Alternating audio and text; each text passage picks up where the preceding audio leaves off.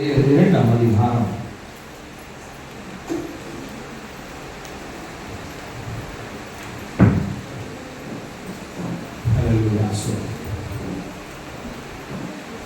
இரண்டாம் அதிகாரம் 1ஆம் வசனத்திலிருந்து 4 வசனம் வரை வாசிக்கலாம்.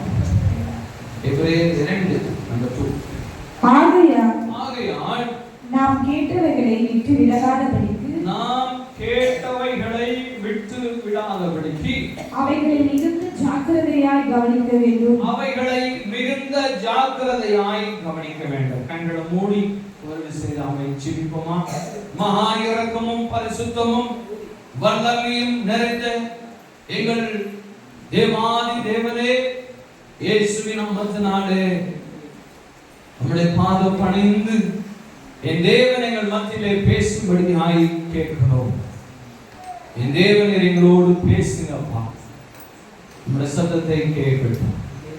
நம்முடைய வல்லமுள்ள வார்த்தைகள் என்னுடைய இருதயத்திற்குள்ளே கிரியை செய்து எங்களை இன்னும் பரிசுத்தமாக்கட்டாம்ப்பா. தீமையை விட்டு விலகி, கபடத்தை விட்டு விலகி, நாங்கள் கர்த்தருக்கு சாட்சியாய் ஜீவிக்க என் தேவன் எங்களுக்கு உதவி செய்யுங்கப்பா. நீங்க பேசுங்க, நாங்கள் கேட்கிறோம். இயேசுவின் நாமத்தில் பிதாவே, ஆமென். ஹல்லேலூயா. படிங்கம்மா. ஆகையால் நாம் கேட்டவைகளை விட்டு விலகாதபடிக்கு அவைகளை மிகுந்த ஜாக்கிரதையாய் கவனிக்க வேண்டும். ஹல்லேலூயா. ஹல்லேலூயா. என்ன சொல்றார்? நீங்க கேட்டவரை நீங்க கேட்டு அதன்படி ஜாக்கிரதையாய் காணப்படணும், வாழ வேண்டும் என்று கர்த்தருடைய வார்த்தை சொல்லுகிறது. என்ன கேட்டோம்? நம்ம போன வாரத்தில் நம்ம கேட்டோம். என்ன கேட்டோம் சொல்லுங்க. யாராவது ஒருத்தர் போன வாரத்தில் நம்ம என்ன செய்தியை கேட்டோம்? சாட்சி கேட்டோம். நம் தேவனுக்கு சாட்சியாய் ஜீவிக்க வேண்டும் என்று தேவனிடத்திலிருந்து அவருடைய செய்தியை நாம் கேட்டோம். நாம் தேவனுக்கு சாட்சியாய் ஜீவிக்க வேண்டும். இயேசு கிறிஸ்து நம்மிலே வெளிப்பட வேண்டும்.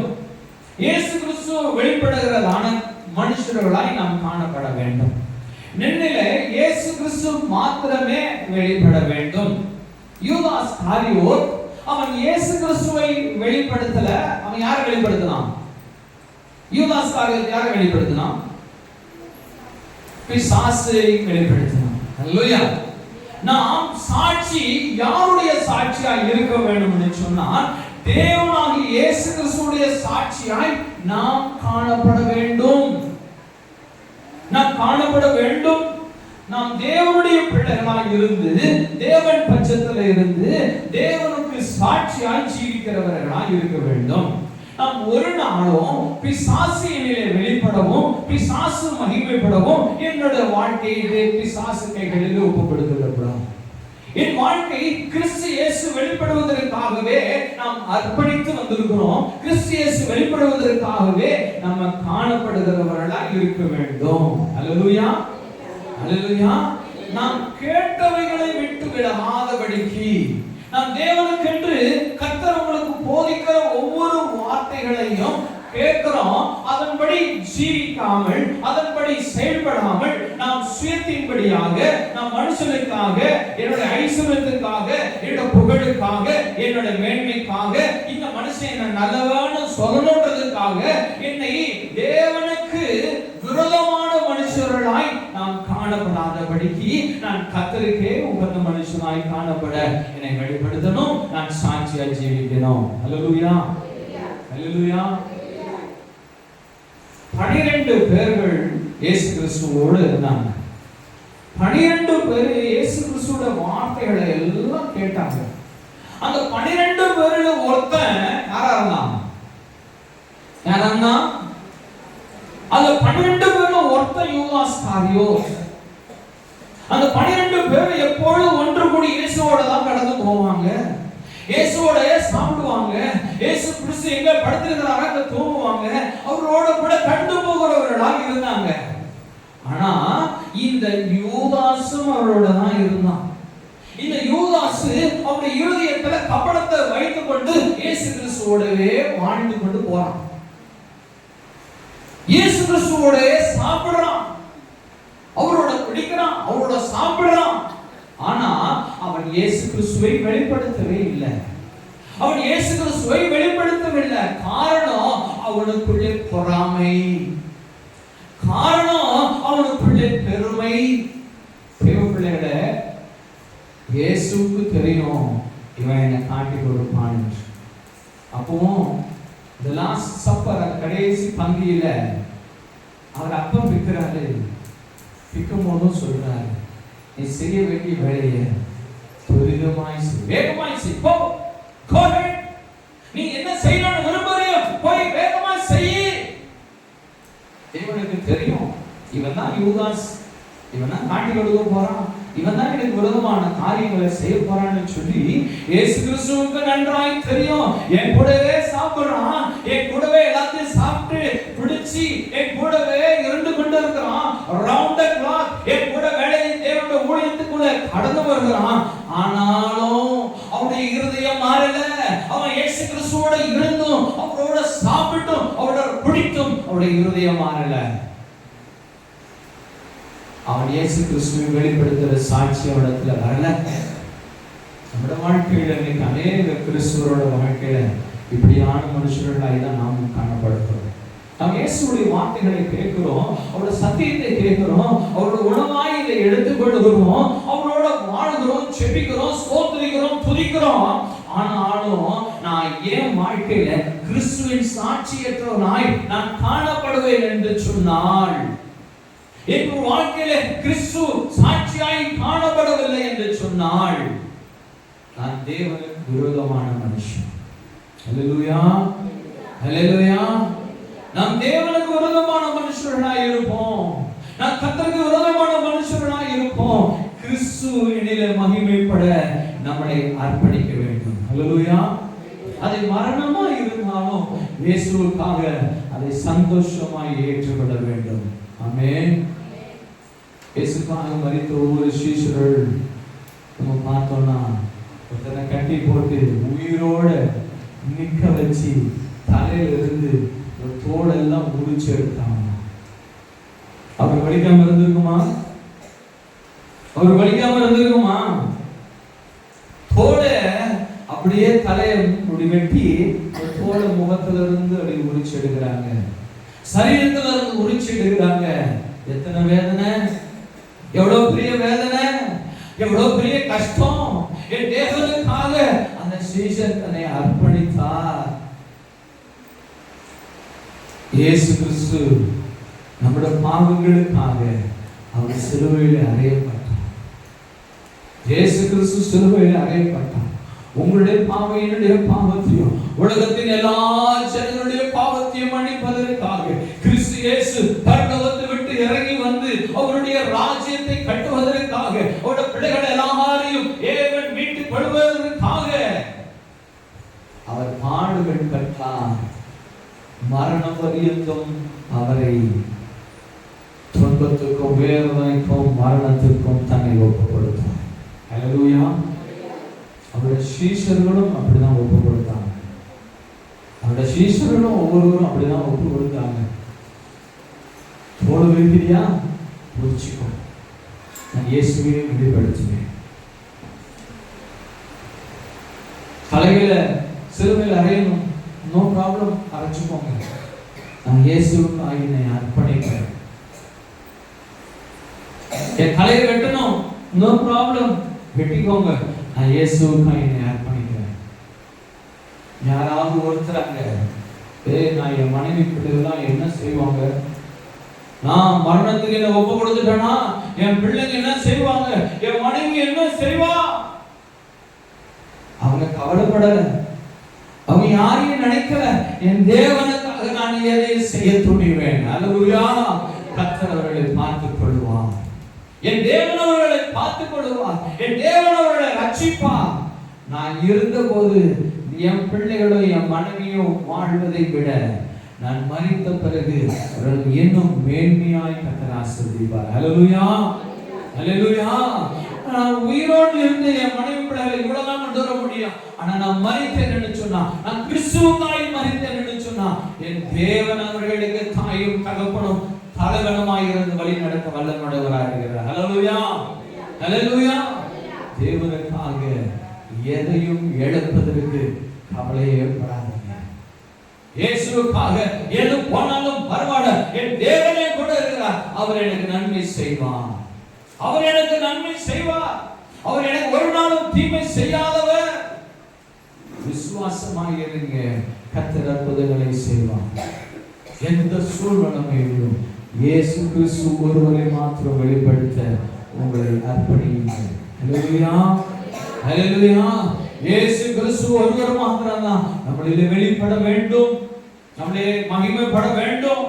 நாம் ஒரு நாளும் மனுஷர்களுக்காக, ஐயோ அவ்வளவு பெரிய மனுஷனாச்சு, இன்னும் எவ்வளவு பெரிய மனுஷன், இவனுக்கு விரோதமா நான் எப்படி எழுதிக்க முடியும், இவனுக்கு விரோதமா நான் எப்படி பேச முடியும்?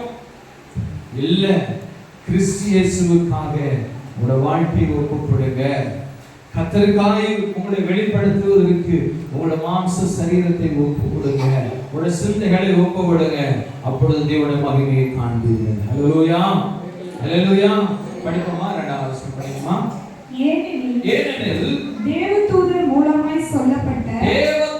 மூலமாய் சொல்லப்பட்ட வசனத்திற்கு விரோதமான எந்த செய்கைக்கும் கீழ்ப்படியாமைக்கும் நீதியான தண்டனை வரத்தக்கதாக அவர்களுடைய வசனம் உறுதிப்பட்டிருக்க. ஹல்லேலூயா. இங்க தேவன் சொல்லுகிறார், அவருடைய தூதர்கள் மூலமாய் தேவனுடைய வார்த்தைகள் வெளிப்பட்டது, தேவனுடைய வார்த்தைகள் வெளிப்பட்டது. அவருடைய தூதர்கள் மூலமாக கர்த்தருடைய வார்த்தை நம்மளுக்கு சொல்லப்பட்டது. இதற்கு விரோதமாக எந்த செய்கைக்கும் கீழ்ப்படியாமைக்கும், என் தேவனுடைய வார்த்தைக்கு விரோதமாக கீழ்ப்படியாமைக்கும் செயல்படுகிறதான காரியத்திற்கும் தேவன் சொல்லுகிறார், அவர்களுக்கு அவருடைய நீதி தண்டனை வரத்தக்கதாக அவர்களுடைய வசனம் உறுதிப்பட்டிருக்கிறது. தேவனுடைய வார்த்தை மிகவும் ஸ்ட்ராங்கா இருக்கிறது. என் தேவர்களே, தேவனுடைய வார்த்தைகளுக்கு நாம் கீழ்ப்படியாம நாம் காணப்படுவோம்னா, அநீதி செய்கிறவர்களாய் இருப்போம் என்று சொன்னா நாம் தண்டனைக்கு தப்பிக்க முடியாது என்று தேவனுடைய வார்த்தை சொல்லுகிறது. ஹல்லேலூயா. 3வது படிங்கம்மா. முதலாவது கர்த்தர் மூலமாய் அறிவிக்கப்பட்டு பின்பு அவரிடத்தில் கேட்கிறவர்களாலே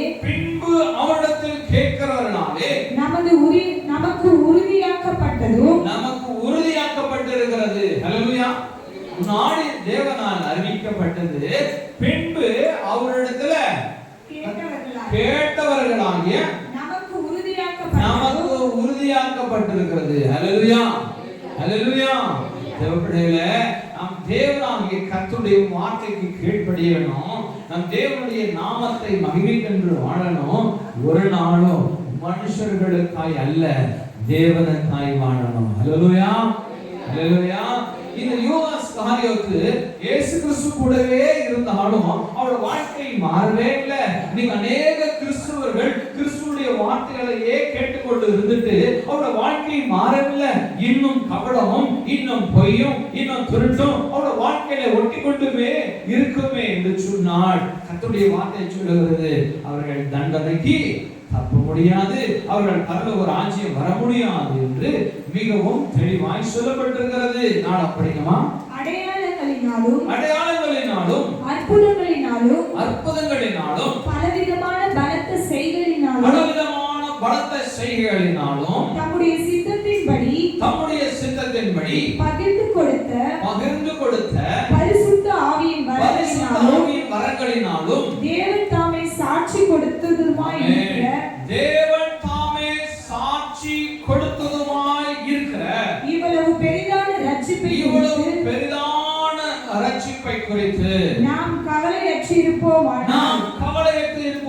ஆனால் தண்டனைக்கு எப்படி தப்பித்துக் கொள்வோம்? எப்படி தப்பிக்க முடியும்? தேவன் சொல்லுகிறார், நீ விசுவாசத்திலே பலப்பட வேண்டும் என்பதற்காக இந்த தேவனுடைய வார்த்தை உறுதியாய் நம்பப்பட வேண்டும் என்பதற்காக பரிசுத்த ஆவியானவர் அங்கே பலவிதமான அற்புதங்களை செய்கிறார், அதிசயங்களை செய்கிறார், பிசாசுகளை துரத்துகிறார், வியாதியஸ்தர்களுக்கு சுகம் தருகிறார். எதற்கு தெரியுமா? இந்த தேவனுடைய வார்த்தை வல்லமை உடையது. இவரே தேவன் என்று நம்புவதற்கு, இவரே உண்மையுள்ள தேவன் என்று நம்புவதற்கு அங்கே அநேக அற்புதங்கள் நடக்கிறது. ஹல்லேலூயா. யூதாஸ் காரியத்தை இயேசு கூட போறான்.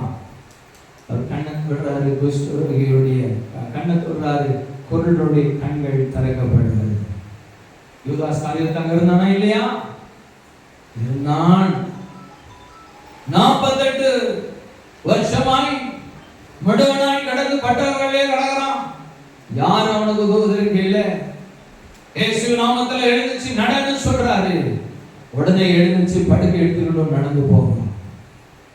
ஒரு மடுவன வீட்டை கோரையை திறந்து கீழே கொண்டு வந்து விடுறாங்க. விசுவாசத்தை பார்க்கிறாரு.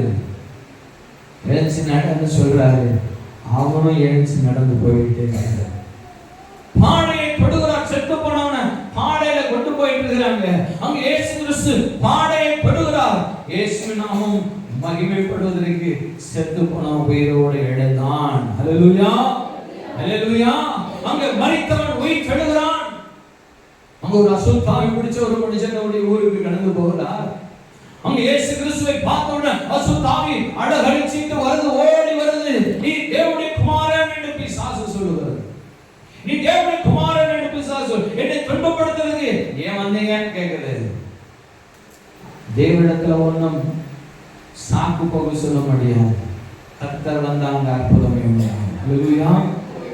அப்ப பிசாசு கேட்கிறான், நான் வேணா அந்த பண்ணி கொடுத்துக்குள்ள போட்டுமா, எனக்கு உத்தரவு கொடுங்க. அவன் கேட்கலன்னா வேற ஏதாவது தேவன் சொல்லிடுவாரு, அவனை பாதாளத்துக்கு அனுப்பிடுவான்னு சொல்லி பிசாசு முந்திக் கொள்கிறான். எனக்கு பண்ணி கொடுத்தது நான் போயிடுறேன். தேவன் சொல்றாரு, போ. உடனடியாய் இவன் தேவனாகிய இயேசு கிறிஸ்துவின் வல்லமையினாலே அந்த பிசாசு பிடித்தவன் சுகம் அடைகிறான். ஹல்லேலூயா, ஹல்லேலூயா. இப்படி அநேக அற்புதங்களை பார்த்து கொண்டிருக்கிற சீஷர்கள் மத்தியிலே யூதாசும் ஒருத்தனாய் இருந்தான். யூதாசும் ஒருத்தனாய் இருந்தான். அற்புதங்களை பார்க்கிறான், அதிசயங்களை பார்க்கிறான். பிசாசு துரத்தப்படுகிறது, மரித்தவன் உயிர் தெழுகிறான்.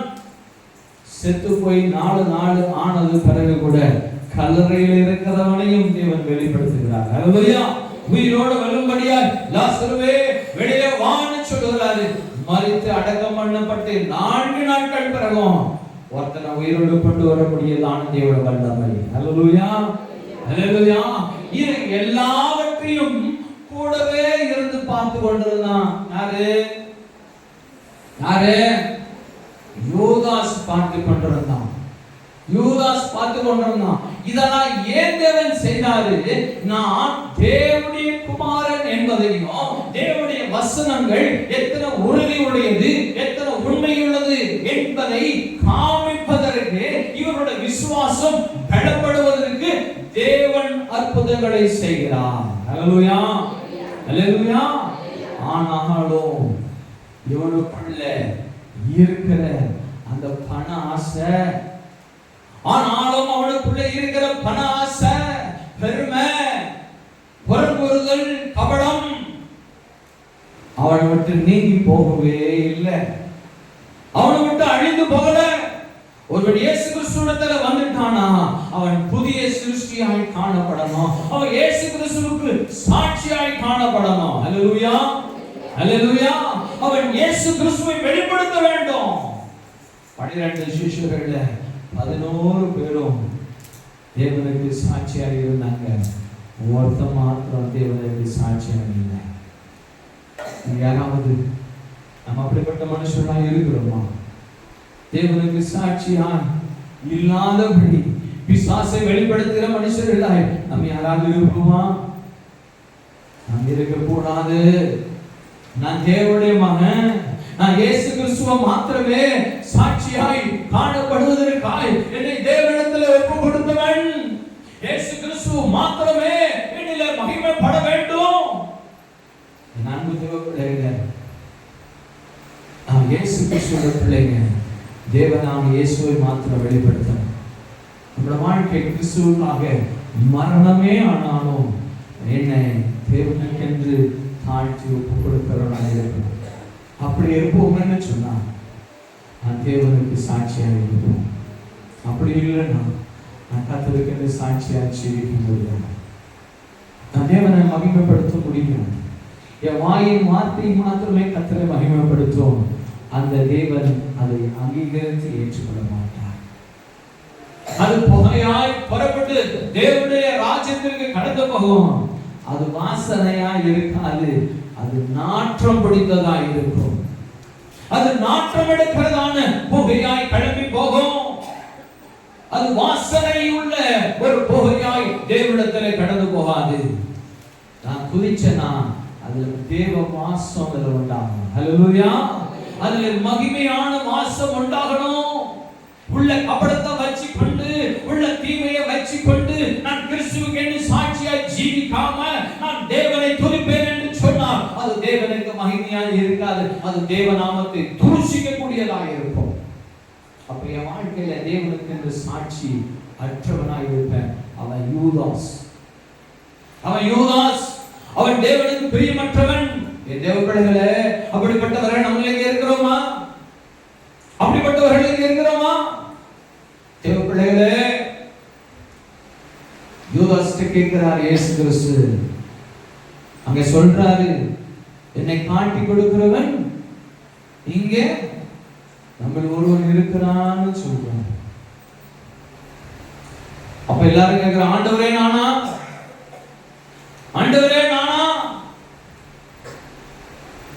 இவனும் கேட்கிறான், யோதாசும் கேட்கிறான், நானா? அப்ப தேவன் சொல்றாரு, நீ கடந்து போப்பா. நீ நானும் சொல்லல, அவன்கிட்ட சொல்றாரு, கடந்து போ, நீ செய்ய வேண்டியதை துரிதமாய் செய்யன்னு சொல்றாரு. அங்க இருக்கிற சீஷர்கள் ஒருவரும் இயேசு கிறிஸ்து முன்னாடி அமர்ந்திருந்தாங்க. இயேசு கிறிஸ்து என்ன சொன்னாங்க அவர்களுக்கு புரியவே இல்லை. ஏன் தெரியுமா? அதுக்கு அநேக காரணங்கள் உண்டு. யாருக்குமே புரியல. இயேசு கிறிஸ்துவும் யூதாசுக்கும் மட்டும்தான் தெரியும். அந்த போயிட்டான். அவன் நினைச்சுதான் இயேசு கிறிஸ்துவுக்கு தெரியாதுன்னு. இத்தனை அற்புதங்களை பார்க்கிறான். உள்ளத்தில் இருக்கிறதை தேவன் சொல்லுகிறவர். அந்த சமாரியா பெண்ணிடத்தில் போகிறார். நீ இப்படிப்பட்டவள் என்று தேவன் சொல்லுகிறார். உடைய வாழ்க்கையை வெளிப்படுத்தி சொல்லுகிறார். உனக்கு அநேக புருஷர்கள் உண்டு. இப்ப உங்களோட வாழ்றது யாருன்னு கேட்கிறார். ஐயோ, என்னை பத்தி எல்லாத்தையும் சொல்றாரு. இவர் தேவனுடைய மனுஷன். தேவப்பிள்ளைய அவருக்கு மறைவானது ஒன்றுமே இல்லை. கர்த்தருக்கு அறியாத காரியம் ஒன்றுமே இல்லை. ஆனாலும் இந்த யூதாஸ் காரியத்தை நினைச்சுக்கிறான், நான் செய்ய போறது அவருக்கு என்ன தெரியும்னு நினைச்சுக்கிறான். அவனுக்கு என்ன தெரியும், அவருக்கு என்ன தெரியும்? நம்ம சீக்கிரட்டால செஞ்சுட்டு இருக்கிறோம். நம்ம சீக்கிரட்டா பண்றது யாருக்கு தெரியும்? தேவனுக்கு தெரியும். என் தேவனுடைய கண்கள் உன்னை நோக்கி பார்க்கிறது. உன் உள்ளந்தரியங்களை அலசி ஆராய்ந்து பார்க்கிற தேவன் நம்முடைய தேவன். அப்போ கூட அவனுக்கு மனம் மாறல. அந்த நிமிஷம் கூட அவன் மனம் மாறல. கர்த்தர் சொல்றாரு, என்னை காட்டி கொடுக்கிறவன் ஒருவன் உண்டுன்னு சொல்றாரு. அப்ப இவன் தான் காட்டி கொடுக்க போறது அவனுக்கு தெரியும். அப்போ மனம் மாறல. பிடிவாதம், தான் செய்ய போகிறதான காரியத்தில் பிடிவாதம். எப்படிப்பட்ட ஒரு பிடிவாதம்? தேவனைக்கே காட்டி கொடுக்கபடியான ஒரு காரியம் நிறைவேறுவதற்கு, தேவனையே காட்டி கொடுப்பதற்கான ஒரு காரியம் நிறைவேறுவதற்கு கர்த்தர் சொல்லுகிறாரு. அப்படிப்பட்ட யூதாசுடைய வாழ்க்கைக்கு ஐயோ, அப்படிப்பட்ட யூதாசுக்கு தேவன் சொல்லுகிறார், அவனுக்கு ஐயோ. தேவனுடைய திட்டத்துக்கு விரோதமான மனுஷர்கள் நம் யாராக இருந்தாலும் அவருடைய வாழ்க்கைக்கு ஐயோ என்று சொல்லுகிறார். நான் இயேசுவையே வெளிப்படுத்த வேண்டும். ஹல்லேலூயா. அதற்காக தான் கர்த்தர் அநேக அற்புதங்களை செய்தேன் என்று சொல்லுவார். இந்த எபிரேயர் 2ஆம் அதிகாரத்துல நாம் பார்க்கிறோம். 4வது வசனத்துல அவருக்கு சித்தத்தின்படி பகிர்ந்து கொடுத்த பரிசுத்த ஆவியின் வரங்களினாலும் தேவன் தாமே சாட்சி கொடுத்ததுமாய் இருக்கிற இவ்வளவு பெரிதான ரட்சிப்பை குறித்து நாம் கவலைப்படுவது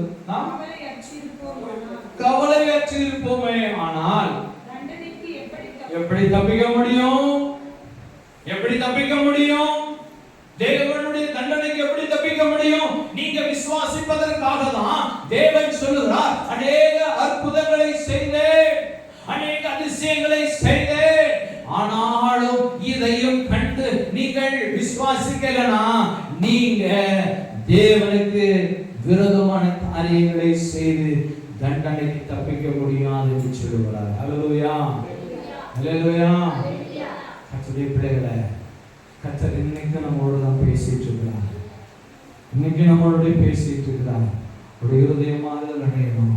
உடைய இருதய மாறுதல் அடையலனா தேவனே ஒருவரே உங்களுக்கு சாட்சியாக இருப்பார். தேவன் ஒருவரே உங்களோட குடும்பத்துக்கான சாட்சியாக இருப்பார். வேற ஒன்றும் சொல்றதுக்கு இல்லை. கர்த்தருடைய வசனத்திற்கு தேவனுடைய நாம மகிமைக்கென்று நீங்க வாழுங்க. சாட்சியாய் வாழ உங்களை ஒப்பு கொடுப்பீங்கன்னா கர்த்தர் உங்களிலே வெளிப்படுவார். நீங்க அனைவருக்கு ஆசீர்வாதமாக இருப்பீங்க. நீங்க தேவனுக்கு சாட்சியா இல்லைன்னா நீங்க அனைவருடைய வாழ்க்கையும் கெடுப்பீங்க, உங்களுடைய வாழ்க்கையும் அழிவுள்ளோம். அப்படிப்பட்ட மனுஷராய் நம்ம ஒரு நாளும் இருக்கக்கூடாது. ஹல்லேலூயா. தானியேல் 5ஆம் அதிகாரம் 1-5 வசனங்களை வாசிக்கலாமா? தானியேல் 5ஆம் அதிகாரம்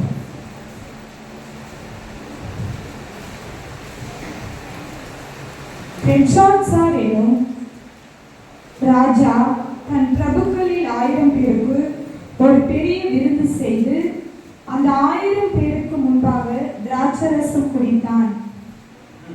பெல்ஷாத்சார் திராட்சரசத்தை ருசித்துக் கொண்டிருக்கையில் அவன் தன் தகப்பனாகிய நேபுகாத்நேச்சார் எருசலேம் தேவ ஆலயத்தில் இருந்து கொண்டு வந்த பொன் வெள்ளி பாத்திரங்களில் ராஜாவாகிய தானும் தன் பிரபுக்களும் தன் மனைவிகளும் தன் வைப்பாட்டிகளும் குடிக்கிறதற்காக அவைகளை கொண்டு வரும்படி கட்டளையிட்டான். அப்பொழுது எருசலேமில் உள்ள தேவனுடைய வீடாகிய ஆலயத்திலிருந்து எடுக்கப்பட்ட பொற்பாத்திரங்களை கொண்டு வந்தார்கள். அவைகளில் ராஜாவும் அவனுடைய பிரபுக்களும் அவனுடைய மனைவிகளும் அவனுடைய வைப்பாட்டிகளும் குடித்தார்கள். அவர்கள் திராட்சரசம் குடித்து பொன்னும் வெள்ளியும் வெண்கலமும் இரும்பும் மரமும் கல்லுமாகிய தேவர்களை புகழ்ந்தார்கள். பாருங்க,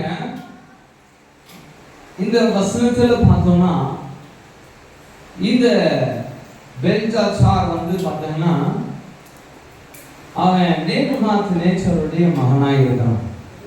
நேபுகாத்நேச்சாருடைய மரணத்திற்கு பின்பு இவன் ராஜாவாகிறான்.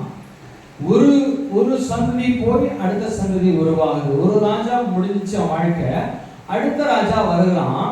இந்த ராஜா தேவனுடைய ஆலயத்திலிருந்து எடுத்து வரப்பட்ட பொற்பாத்திரங்கள் ராஜாவுடைய வீட்டில அரண்மனையில இருக்கிறது. தேவனுடைய ஆலயத்தினுடைய அது என்னது? தேவனுடைய ஆலயத்தில் எடுக்கப்பட்ட கொண்டு வந்த பொற்பாத்திரங்கள், தங்கத்தினால் ஆன பாத்திரங்கள். தேவனுடைய ஆலயத்தில் இருக்கிறது எல்லாமே அவருடைய பணிமுட்டுகள். பணிமுட்டுகள் என்று சொன்னா அது பரிசுத்தமுடையது, அது மகா பரிசுத்தமுடையது. அது நம்முடைய வீடுகளில் அது இருக்கக்கூடாது. முதலாவது தவறு இவன் செய்தது, தேவனுடைய ஆலயத்தில் உள்ளவைகளை அவருடைய வீடுகளுக்குள் வைத்து விட்டான். ஏன் வீட்டுக்குள்ள வைக்க கூடாது என்பதற்கு இங்கே வசனம் சொல்கிறது. அவர்கள் அதை எடுத்து பயன்படுத்தினது மாத்திரமல்ல, அவர்கள் அங்கே அதை பயன்படுத்தி கொண்டு என்ன பண்றாங்க அப்படிங்க மாதா? அப்பொழுது எருசலேமில் உள்ள தேவனுடைய வீடாகிய ஆலயத்திலிருந்து எடுக்கப்பட்ட பொற்பாத்திரங்களை கொண்டு வந்தார்கள். அவைகளில் ராஜாவும் அவனுடைய பிரபுக்களும் அவனுடைய மனைவிகளும் அவனுடைய வைப்பாட்டிகளும் குடித்தார்கள். அவர்கள் திராட்சரசம் குடித்து பொன்னும் வெள்ளியும் வெண்கலமும் இரும்பும் மரமும் கல்லும்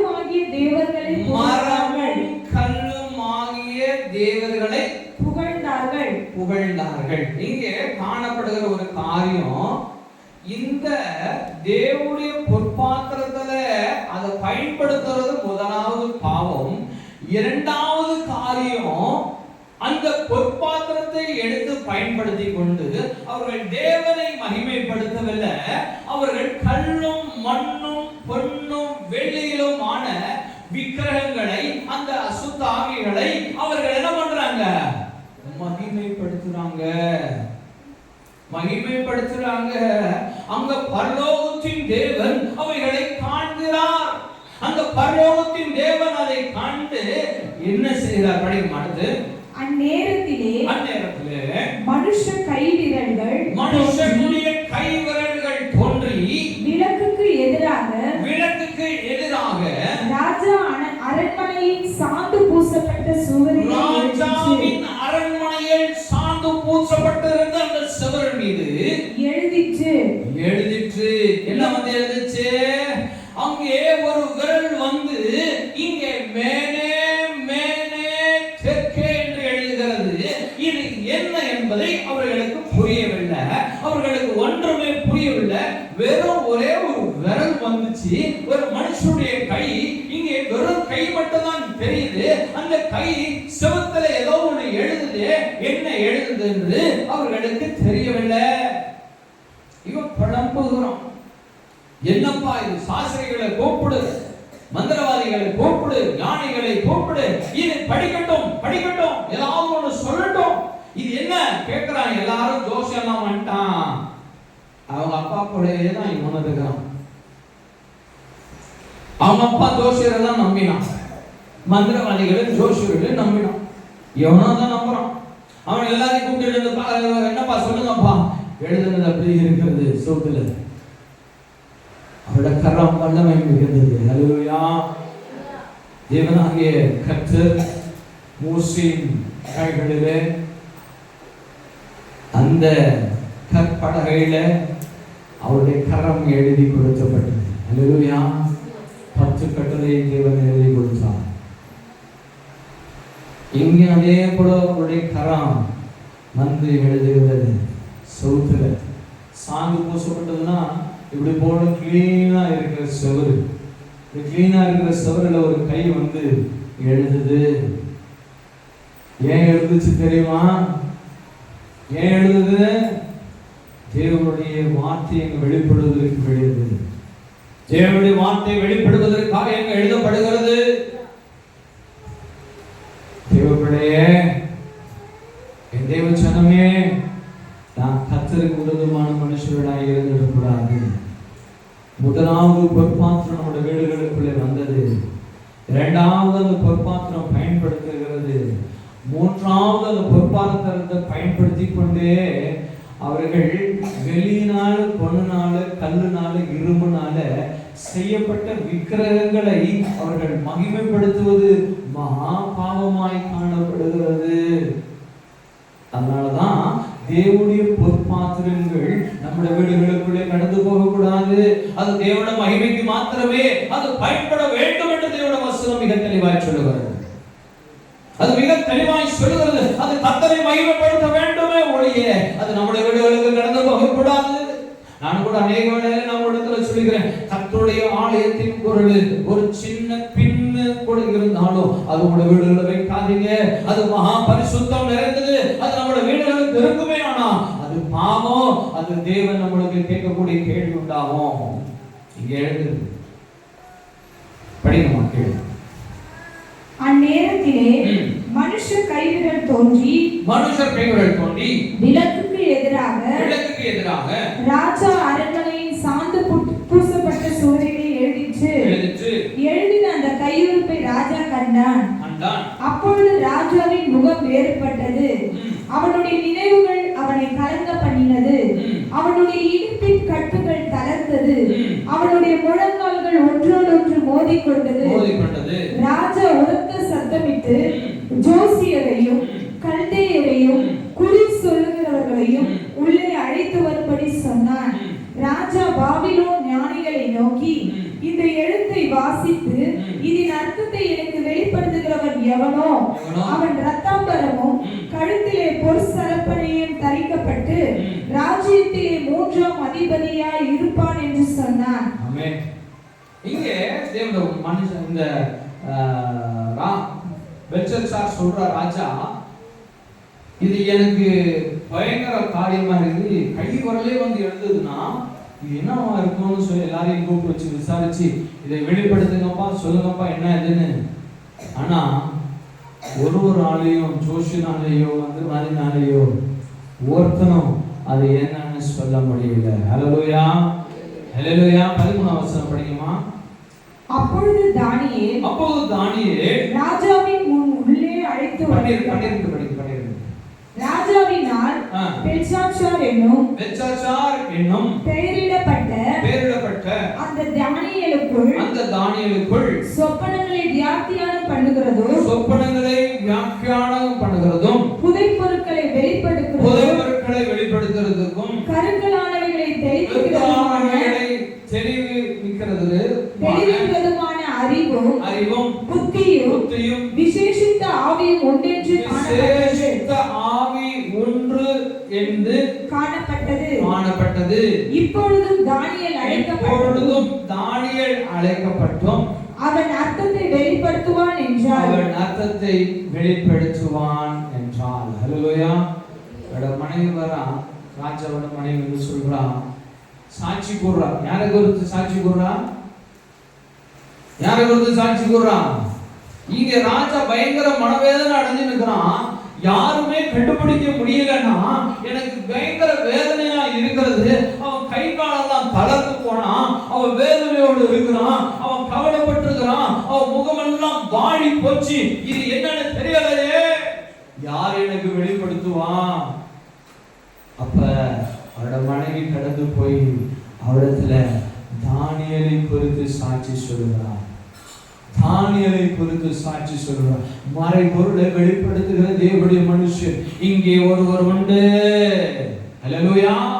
இங்கே தேவனுடைய மனுஷன் ஒருத்தர் இருக்கிறாரு. நம்மளோட வாழ்க்கை குறித்து சாட்சி உண்டாகிறதா? ஒரு தலைமுறை போயிடுச்சு, அடுத்த தலைமுறை வந்துருச்சு. ஆனாலும் தானியேல் இன்னும் சாட்சியாய் வாழுகிறார். ஹல்லேலூயா, ஹல்லேலூயா. முடிவு பரியந்தம் நிலைத்திருப்பவனே ரட்சிக்கப்படுவான் என்று தேவனுடைய வார்த்தை சொல்லுகிறது. நீ முடிவு பரியந்தம் இயேசு கிறிஸ்துவுக்காக வாழணும். ஒரு ராஜா மரித்து போயிட்டான், அடுத்த ராஜா உண்டாயிட்டான். ஆனா இப்பவும் அவனுக்கான சாட்சி எழுப்பி கொண்டே இருக்குது. ஹல்லேலூயா, ஹல்லேலூயா. அப்படிதான் நம்மளை குறித்து எழுப்பணும். இயேசு கிறிஸ்துவுடைய மகன் இங்கே ஒருவர் உண்டு. இவர் வந்தாருன்னா இந்த அசுத்தாவி ஓடும், இந்த வியாதி நீங்கும், இந்த பிள்ளைகள் ஜெபித்தார்கள்னா அங்க அற்புதம் நடக்கும். இதுதான் சாட்சி, இதுதான் தேவனுடைய மனுஷன். அப்படிப்பட்ட தேவனுடைய மனுஷனாய் நாமும் காணப்படணும், நம்மளிலே தேவனுடைய வார்த்தையின் சாட்சி உண்டாகணும். அப்படி சாட்சி உண்டாகனா அங்கே தேவநாமம் மகிமைப்படும். ஹல்லேலூயா. தானியேல் வருகிறாரு, தானியேல் அதை பார்க்கிறாரு, அது சொல்றாரு, இது மேனே மேனே தெற்கே. என்ன எழுதிருக்கிறாங்க? மேனே மேனே தெற்கே. படிங்கம்மா அத. ஹல்லேலூயா. எழுதப்பட்ட எழுத்து என்னவென்றால் மேனே மேனே தெற்கேல் உப்பாசிம் என்பதே. மேனே மேனே தெற்கே உப்பாசிம் என்பது. இந்த வசனத்தின் அர்த்தமாவது மேனே என்பதற்கு தேவன் உன் ராஜ்யத்தை மட்டிட்டு அதற்கு முடிவு உண்டாக்கினார் என்றும் தெற்கேல் என்பதற்கு நீ தராசிலே நிறுத்தப்பட்டும் குறைய காணப்பட்டாய் என்றும் பெரேஸ் என்பதற்கு உன் ராஜ்யம்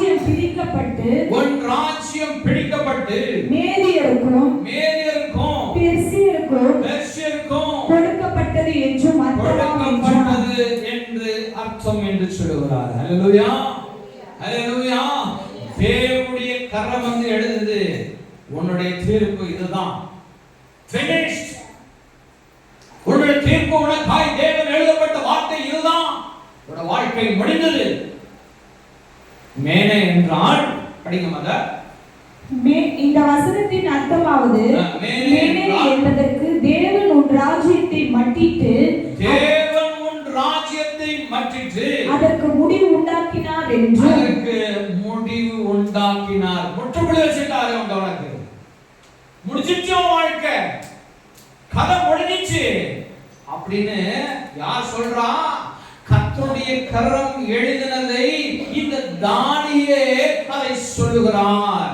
மறைபொருளை வெளிப்படுத்துகிற சாட்சி. ஹல்லேலூயா, ஹல்லேலூயா.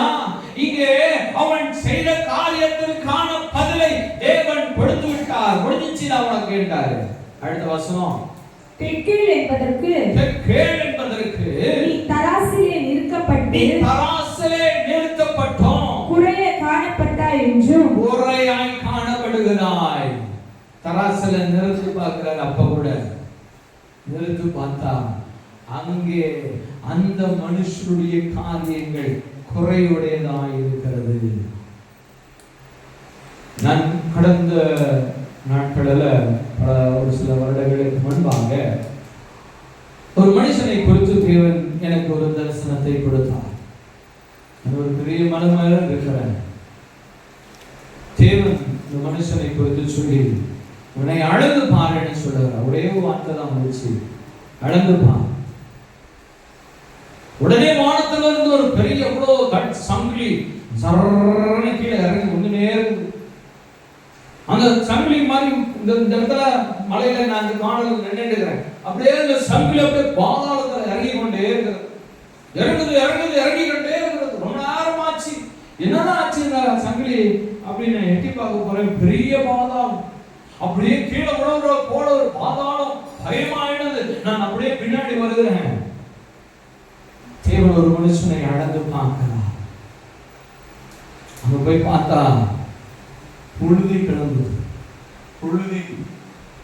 தேவன் சொல்கிறாரு, எனக்கும் இவனுக்கும் உள்ள உறவு இப்படிதான் இருக்கு. அவருடைய இருதயத்துல ஈரம் இல்ல, தேவனை காண பயம் இல்ல. அங்க புழுதி கிளம்புகிறது. ஒரு பக்கத்திலே அதே போல தேவனுடைய சத்தம் வருது, அழுது பார். தரமா அந்த பக்கத்தில் அழுது பார்க்கிறாங்க. இன்னொரு சைடு அழுது பார்க்கிறாங்க. அது வேகமாய் போய் உள்ளது. அந்த அடியில தெரிந்த தண்ணீர் ஓடிக்கிட்டு இருக்கிறது. இரண்டு விதமான காரியம். தேவன் போய் நம்ம இடத்துல சொல்ல சொன்னார். அவனை பார்த்து காலையில கடந்து போய் நம்ம இடத்துல சொன்னப்பா, கர்த்தர் இந்த காரியத்தோட தாய் வெளிப்படுத்தினார். இந்த காரியம் தேவன் சொல்றார், உனக்கும் கர்த்தருக்கும் ஒரு உறவு இல்ல. நீ தேவனுக்கு பிரியமான மனுஷனாய் காணப்படலப்பா. நீ தேவனுக்கு பிரியமானவனாய் இல்ல. நீ கர்த்தருக்கு பிரியமானாய் வேணும்னு தேவன் விரும்புகிறார். அதற்காகவே தேவன் இந்த காரியத்தை வெளிப்படுத்துகிறார். அவ என்ன நினைச்சானோ தெரியாது. கர்த்தர் சொல்ல வேண்டியதே மூலம் கடந்து போய் சொல்லியாச்சு. நாங்கள் கடந்து வந்துட்டோம். மனம் மாறுதல் உண்டாக்குகிற தேவன் தேவன். ரெண்டாவது நாள் பயங்கரமான ஹார்ட் அட்டாக்கு. பயங்கரமான ஹார்ட் அட்டாக்கு இந்த மகனை கொண்டு போய் ஹாஸ்பிட்டல் அட்மிட் பண்றாங்க. டாக்டர் சொல்றாரு fully block, left hand side ஃபுல்லா பிளாக் ஆயிடுச்சு. அது எப்படி பைபாஸ் ஆகி ரத்தம் அங்கே போகுதுன்னே தெரியலன்னு சொல்லுவாங்க. ஆன்ஜியோல கொண்டு போய் காமிக்கிறாங்க. ஃபுல்லுமே பிளாக். நரம்பு ரத்தம் போறதுக்கான எந்த ஒரு இதுவுமே இல்லை, ஃபுல்லி பிளாக். அந்த மரண தருவாயில தேவன் அந்த மகன் இடத்துல பேசுகிறார். அவன் அந்த மரணத்தின் வாயில தேவனிடத்துல தன்னை ஒப்பு கொடுக்கிறான். கர்த்தர் நம்மளுக்கு ஒரு தரிசனத்தை கொடுக்கிறாரு, அதை வெளிப்படுத்தி சொல்றாரு. நம்ம வாழ்க்கை மாறலன்னா அது வேறு காரியமாய் போகிறது. அவன் தேவனிடத்தில் ஒப்பு கொடுக்கும் பொழுது அவன் காதுகளில் தேவனுடைய சத்தத்தை கேட்டான். நான் உன்னை காத்து கொண்டேன். ஹல்லேலூயா, ஹல்லேலூயா.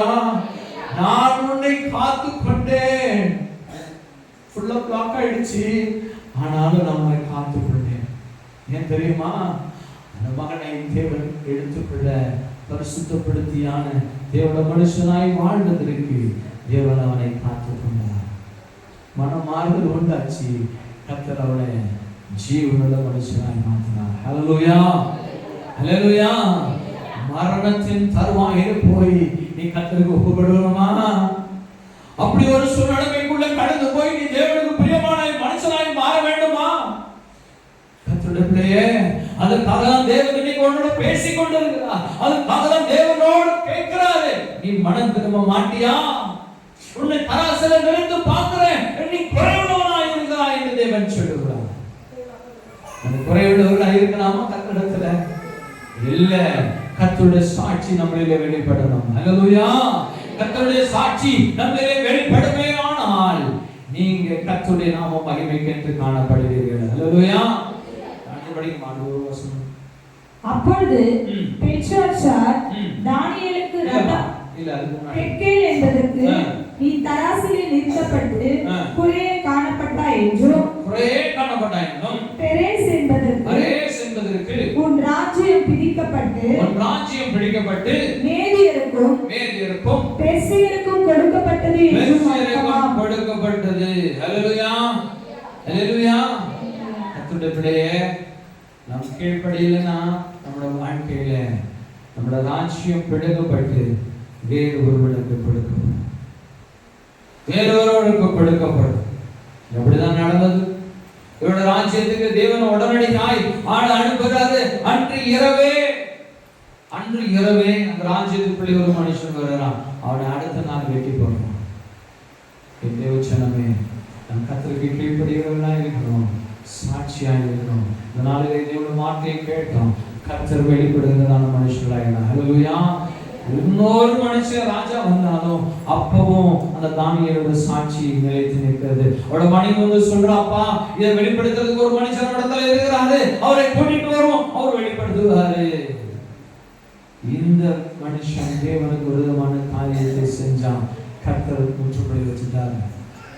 திருப்பிள்ளைங்க, நாம் தேவனுக்கு சாட்சியாய் ஜீவிக்க வேண்டும். ஹல்லேலூயா, ஹல்லேலூயா.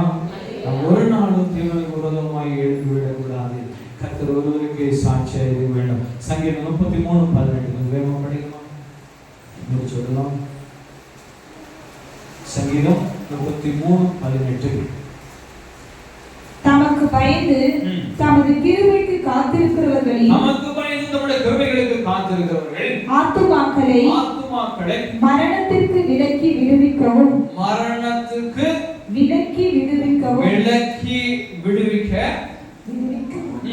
பஞ்சத்தில் அவர்களை உயிரோடு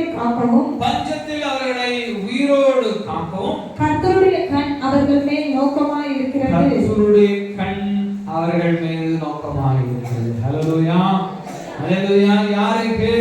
தேவனுக்கென்று சாட்சியாய் ஜீவிப்பவர்களுக்கு தேவன் மரணத்திலிருந்து விடுவித்து அவர்களை சாட்சியாய் ஜீவிப்பதற்கு தேவனுடைய கண் உங்களை பார்த்து கொண்டு உங்களுக்கு நன்மை செய்ய ஆயத்தமாய் இருக்கிறது. ஹல்லேலூயா, ஹல்லேலூயா.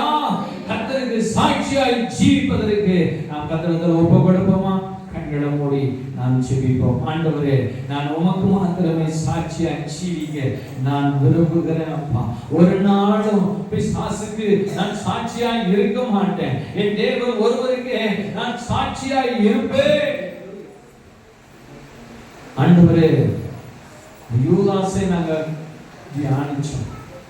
அவன் இயேசு கிறிஸ்து கூடவே இருந்தாலும் அவரோட வாழ்க்கையில மாற்றமே உண்டாகல. நாங்கள் இயேசு கிறிஸ்துவுடைய பிள்ளைகளாய் இத்தனை வருஷமாய் இருந்தாலும் எங்களோட வாழ்க்கையில மாற்றம் இல்லைன்னா அது என் வாழ்க்கை கேள்விக்குறியாயிடும். ஏசப்பா, இன்றைக்கு எங்களை சுத்திகரியும், இன்றைக்கு எங்களை சுத்திகரிங்கப்பா. நான் இயேசு கிறிஸ்துவுக்கு சாட்சியாய் ஜீவிக்க விரும்புகிறேன். நான் இயேசு கிறிஸ்துவுக்கு சாட்சியாய் ஜீவிக்க விரும்புகிறேன். என்னை பரிசுத்தப்படுத்துங்கப்பா, என்னை சுத்திகரிங்க ஆண்டவரே.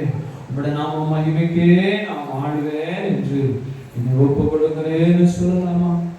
தேவனே, என்னை ஒப்பு கொடுக்கிறேன்ப்பா. இந்த நாளில் இருந்து ஒரு பெரிய மாற்றம் என்னோட வாழ்க்கையில உண்டாகட்டும். தேவனுடைய வசனம் சொல்லுகிறது, எரேமியா 14:6. வீட்டில போய் அதை எழுந்து படிச்சு பாருங்க. கர்த்தருடைய வார்த்தை சொல்லுகிறது, நான் பொறுமையாய் இருந்தேன். அநேக முறை உனக்கு நீ என்ன செய்கிறன்றத நான் பார்த்து கொண்டு பொறுமையாய் இருந்தேன். அவர் பொறுமையாய் இருந்து கொண்டே இருக்கிறார். நான் தேவனுடைய வார்த்தைக்கு கீழ்ப்படியலைன்னா அவரோட கோபாக்கினை தப்பிக்க முடியாது. தேவ பிள்ளைகளை, நான் சாட்சியாய் ஜீவிப்பதிலே தேவன் நம்மளை விரும்புகிறவராய் இருக்கிறார். என் வாழ்க்கை கர்த்தருக்கு சாட்சியாய் ஜீவிக்க வேண்டும் என்று சொல்லி என் தேவன் விரும்புகிறவராய் இருக்கிறார். கர்த்தருக்கு சாட்சியாய் ஜீவிப்பேன்னு சொல்லி ஒப்பு கொடுப்போமா? நம்மளுக்காக நான் செபிக்க போகிறேன். உங்களுக்காக நான் செபிக்க போகிறேன். உடைய கைகளில் இருதயத்து மேல் வைத்துக் கொண்டேன். ஒரு கை தேவனுக்கு நேராய் தூக்கிக் கொடுங்கள். கர்த்தர் நம்முடைய பாவங்களை மன்னிக்கிறது மாத்திரமல்ல, இது ஒரு பெரிய ரட்சிப்பை உங்களுக்கு அருள்வார். இன்றிலிருந்து உங்களுடைய வாழ்க்கை மாறப்படும். இன்றிலிருந்து நீங்க தேவனுக்கு சாட்சியாய் ஜீவிக்கிறவர்களாய் தேவன் உங்களை மாற்றுவார். ஒரு கையை வச்சுக்கோங்க. ஒரு கை தேவனுடைய பரலோகத்துக்கு நேராக உங்களுடைய கைகளை தூக்கிக் கொடுங்க. அவர்களை சொல்லிக்கிறோம். என் அன்பின் பரிசுத்த பரலோக தேவனே, நாங்கள் செய்த எல்லா பாவங்களையும் என் தேவனே, எங்களுடைய பாவங்களை மன்னிக்கிற தேவனாகிய இயேசு கிறிஸ்துவிடத்துல இந்த வேளையில நான் மன்னிப்பு கேட்கிறேன். இயேசுவே, என்னுடைய பாவங்கள், என்னுடைய குற்ற குறைகள், என்னுடைய கபடு, என்னுடைய தீமைகள் எல்லாவற்றையும் என் தேவனை மன்னிங்க ஆண்டவரே. அறியாமல் செஞ்சிட்டேன், அநேக காரணத்தினால செஞ்சிட்டேன்ப்பா. மனுஷனை மேன்மைப்படுத்துவதற்காக நான் பாடுபடுகிறவனாய் இருந்துட்டேன். என்னை மன்னியும் ஆண்டவரே, என்னை ரட்சியும், என்னை மன்னியும், என்னை ரட்சியும், என்னை பரிசுத்தப்படுத்துங்கப்பா. இவனுடைய பிள்ளைகளை என் தேவனை பரிசுத்தப்படுத்துவீராக. அப்பா, இவருடைய பாவங்களை மன்னித்து ஒரு ரத்தத்தாலே கழுவியவர்களை சுத்திகரிப்பீராக. ஆண்டவரே, இந்த செய்தியை கேட்ட ஒவ்வொருடைய இருதயத்தையும் இந்த தேவனுடைய வசனத்தை, இந்த தேவனுடைய சத்தத்தை கேட்கிற ஒவ்வொரு இருதயத்தையும் என் தேவனுடைய வழியில சுத்திகரிப்பீராக. இவருடைய பாவங்களை மன்னிப்பீராக. அவர்கள் இந்த நாளிலிருந்து கர்த்தருக்கு சாட்சியாய் ஜீவிக்க இயேசுவின் வல்லமையான நாமத்தினாலே இவர்கள் தேவனுடைய பலனை பெற்றுக் கொள்வார்களாக. உம்முடைய நாமம் ஒன்றே மகிமைப்படட்டும். இயேசுவின் நாமத்தில் பிதாவே. ஆமென், ஆமென், ஆமென். நம்முடைய கர்த்தராகிய இயேசு கிறிஸ்துவின் கிருபையும் பிதாவாகிய தேவனுடைய அன்பும் பரிசுத்த ஆவியானவருடைய ஐக்கியமும் அன்பும் சமாதானமும் தேவனுடைய வார்த்தையின்படியாக கர்த்தருக்கு என்று சாட்சியுள்ள ஜீவியம் செய்கிற வாழ்க்கையை தேவன் தாமே நமக்கு தந்தவழி நாம் கரம்பிடித்து ஒருவரை நடத்துவாராக. ஆமென், ஆமென், ஆமென். இயேசு கிறிஸ்து மாறாதவரே, மாறாதவரே, மாறாதவரே. ஆமென். இயேசு கிறிஸ்து மாறாதவரே, நீக்கே நித்தியமா. ஹalleluya, ஹalleluya, ஹalleluya, ஹalleluya, ஹalleluya, ஹalleluya, ஹalleluya. நம்மளை உருமாய் சேர்ந்து கர்த்தரை ஸ்தோத்திரிக்கலாம். என் ஆத்மாவே கர்த்தரை ஸ்தோத்திரி, என் முழுவதுமே பரிசுத்த நாமத்தை ஸ்தோத்திரி. என் ஆத்மாவே கர்த்தரை ஸ்தோத்திரி, கர்த்தர் செய்த சகல பாரங்களையும் மறவாதே. ஆமென், ஆமென், ஆமென். ஹல்லேலூயா, ஹல்லேலூயா, ஹல்லேலூயா. கர்த்தர் உங்கள் அனைவரையும் ஆசீர்வதிப்பார். God bless you all. தொடர்ந்து தேவனுடைய ஆலயத்துக்காக செபித்துக் கொள்ளுங்க. கர்த்தர் தாமே ஆசீர்வாதமாக கொடுத்துள்ளார். ஆமென்.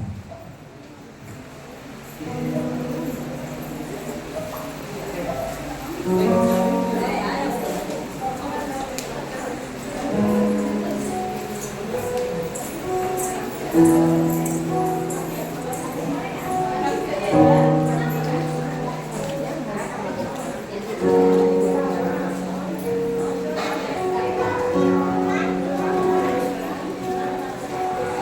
you.